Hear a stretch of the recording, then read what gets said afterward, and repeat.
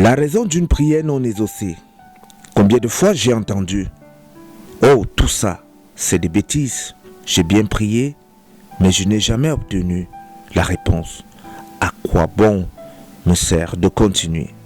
Parler ainsi, c'est une offense à Dieu, une offense envers sa sagesse, une offense envers sa bonté infinie. Parfois, nous n'avons pas besoin de demander, car Dieu le Père nous dit dans sa parole qu'il sait ce dont nous avons besoin avant que nous ne lui demandions. Ne vous souciez pas du lendemain. Cela nous démontre assurément que la provision est déjà assurée. Cela n'empêche que même si nous avons la provision en notre faveur, que nous puissions demander par la prière ce qui nous tient à cœur particulièrement.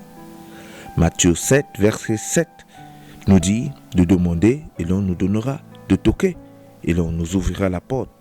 Maintenant, la question qui se pose est de savoir pourquoi beaucoup de personnes demandent et ne reçoivent pas, toquent et les portes ne s'ouvrent pas.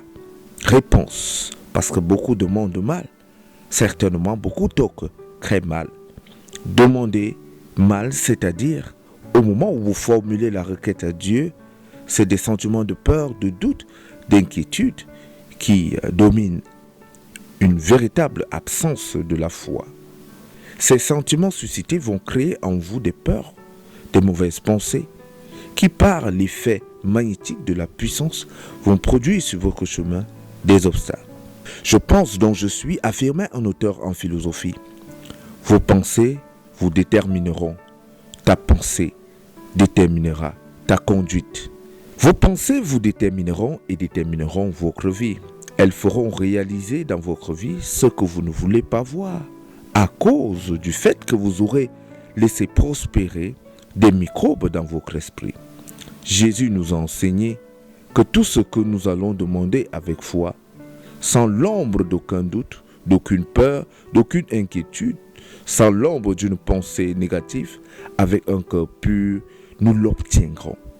Dans le livre de Luc 11, verset 8, Jésus nous enseigne la méthode lorsque nous demandons. Il nous recommande de demander avec insistance jusqu'à ce que le vœu soit réalisé.